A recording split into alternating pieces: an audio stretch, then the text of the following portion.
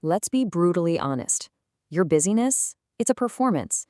That constant rush, the back-to-back meetings, the late-night emails you're so proud of. It's not real work. It's a show. It's an act you put on to signal your value in a system that, frankly, has no idea how to measure it anymore. And look, this isn't just my opinion. Cal Newport nails it right here. He says, in the absence of clear indicators of what it means to be productive, many knowledge workers turn back toward an industrial indicator of productivity, doing lots of stuff in a visible manner. You see the trap? When we can't see what's valuable, we just fall back on looking valuable. We start looking busy. And that's the illusion we are going to completely dismantle today. This is Unspoken Rules, the place where we expose the psychological truths nobody teaches you. And today, we are dissecting this whole performance of productivity. We're going to uncover the hidden, devastating costs of just looking busy. All right, let's get right into it. The productivity illusion. This is the big one. It's this deeply ingrained belief we all have that just moving around, doing stuff, being visibly active somehow equals value. It doesn't. And that's the foundational lie of the entire modern workplace. So there's actually a name for this, It's called busyness as a proxy for productivity. It basically means we use the appearance of being busy as a stand-in for actually creating value. And why do we do this? Think about it. Real, deep work, that stuff's hard. Its results might not show up for weeks, even months. But answering an email, boom, instant gratification. You get this little hit, this visible but totally hollow sense of accomplishment. It feels good, but it's empty. And to really get why we're so messed up about this, you have to look at where it comes from. Back in the industrial era, things were simple, right? Productivity meant you could literally count the widgets coming off the line. The value was tangible. But now, in the knowledge era, it's like a metric black hole. It's ambiguous, it's hard to track. But here's the thing. That deep human need for status, for knowing where we stand, that doesn't just go away. So it latches onto the only thing left to measure, visible activity. Performative busyness, that becomes the new currency. That's how you signal your worth. And this is what that performance looks like in real life. Sound familiar? Answering emails at all hours of the night?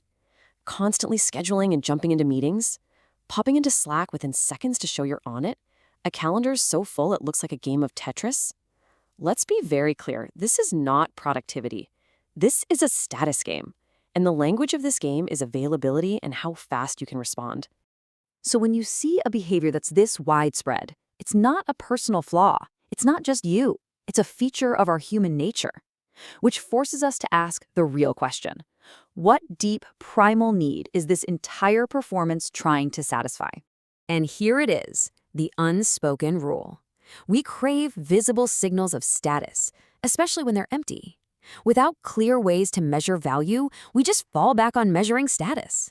That lightning-fast email response, it's not about being efficient. It's a subconscious broadcast to the world that says, I am important, I am needed, my attention is in demand.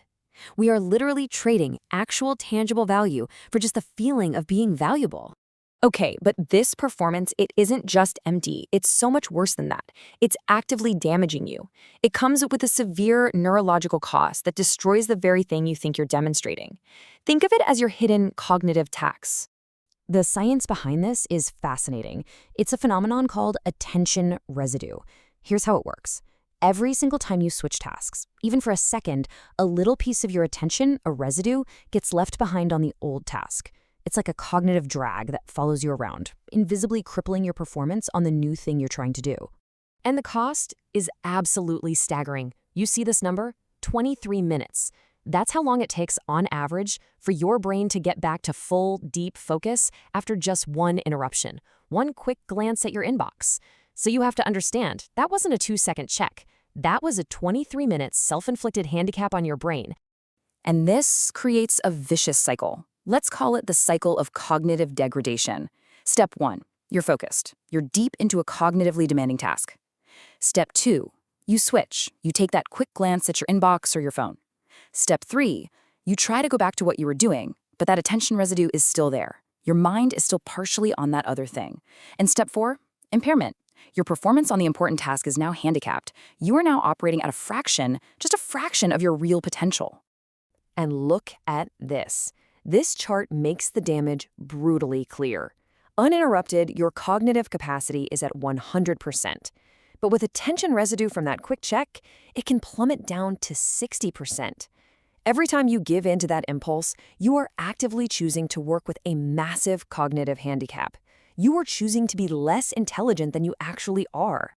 So if busyness is a performance and distraction is a tax on your brain, what's the answer? Where does real value come from? It comes from mastering the one asset that this entire broken system is designed to destroy: focus. Focus is the new currency. It's the currency of power. And this right here, this is the fundamental choice you face every single day. On one side, you've got shallow work, low cognitive demand, easy to replicate, done while distracted. This is what creates almost no new value. It's the hamster wheel. On the other side, you have deep work, high cognitive demand, hard to replicate, performed in a state of absolute distraction-free concentration. This is where you create new value. This is where you improve your skills. Now you have to be honest with yourself. Which one of these describes your day? And this leads us to the central power dynamic of our time. It's called the deep work hypothesis, and it's simple. The ability to do deep work is becoming incredibly rare. At the exact same moment, it is becoming incredibly valuable. It's basic economics. As the masses get more and more distracted, more fragmented, the few people who can actually cultivate and protect their focus, they don't just become more productive, they become indispensable. They hold all the cards. Now, this table isn't about time management tips. This is a map of the power hierarchy at work today. You have the unaware and you have the aware. The unaware, their schedule is purely reactive. They are slaves to their inbox and notifications. They prove their worth by being instantly available. Their value is measured in how fast they respond. Then you have the aware. They defend huge, uninterrupted blocks of time like their life depends on it, because it does. They communicate asynchronously to protect their focus.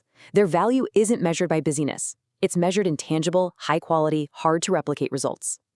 One of these groups is playing a game of signaling value. The other is busy creating it. Which one are you? So, you see, this whole thing was never really about productivity, was it? It's about recognizing the unspoken contract, the invisible system that is quietly dictating your behavior, your status, and your ultimate value. Now you see the system.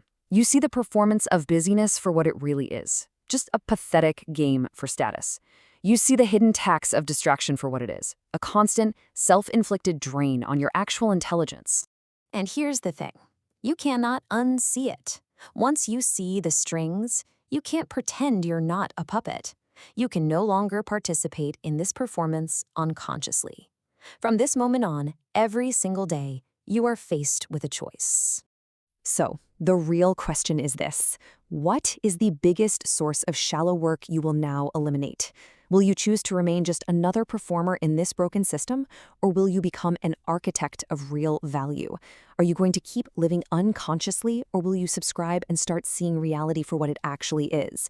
Let me know in the comments, what is the one source of shallow work you will eliminate starting today? It's time to join the few who are aware.